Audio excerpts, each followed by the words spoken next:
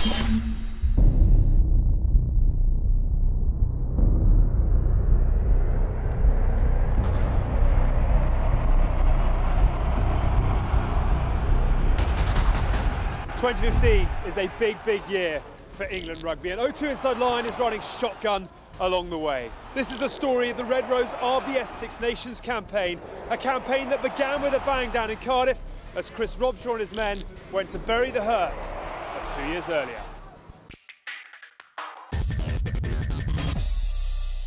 Yeah, obviously it was a great day to be involved with England. I think there's many places in professional rugby where you can go and have either a good afternoon or a dark afternoon. There isn't so much as a middle ground, and I think Cardiff's one of those places. We kind of knew that if we stuck to our game plan and that we would be up there, and that this team has developed over time. I think it was Mike Brown put a beautiful kick through. I think I carried the ball a couple of phases before, so I got up, and obviously you're always blowing, you never kind of get an opportunity to catch your breath. I remember looking across the side, seeing the kick through. When you see backs kicking the ball, you think, I've just worked hard for the last 10 minutes to get hold of it. You kick it away, you better score. And then as it rolled, Antti Watson obviously picked it up, you know, great finish, and you're like, well, good decision, Brownie, better from you. After their stunning Cardiff comeback, England and their supporters returned to Twickenham in round 2 as the Italians came to town. Yeah, it's a pretty surreal experience, and you know, memories I'll never forget. Just hanging around George, I think, and he created a lot for me, and I just got on the end of him. The boys were obviously happy with the result. You know, we felt we let ourselves down a little bit defensively, which later proven to cost us a bit. But you know, we played well and we attacked well, which is what we're trying to develop. I think there was always areas that we needed to improve and continuously get better. Crowd are always great for us. You know, they're that extra player for us. You know, they add so much, and you know, it's a fortress at Twickenham now, and that's great for us going into the World Cup. Hopefully they'll do the same then. 2 from 2, the Red Rose headed to Dublin in round 3 to take on unbeaten Ireland. Hopes were high for those in white, but the defending champions had other ideas. I think the changing point was probably that try that we gave away. We were still in touch with them. We were going through a tough period there in the second half, but I think it was from them, it was kicked to nothing and it came off for them. If it wasn't for our own decision making, we could have sneaked it at the end, but I think we all came off frustrated, especially, you know, in the first half when we took a lot from them in defence, and we didn't fire any shots, so to speak, until late on in the second half, and to come off and know that you could have won the game. It's just something that we learned from, but I think the boys did really well just to stay positive and move on to the next game. After the Dublin disappointment, England needed Wales to beat Ireland in Cardiff in round 4.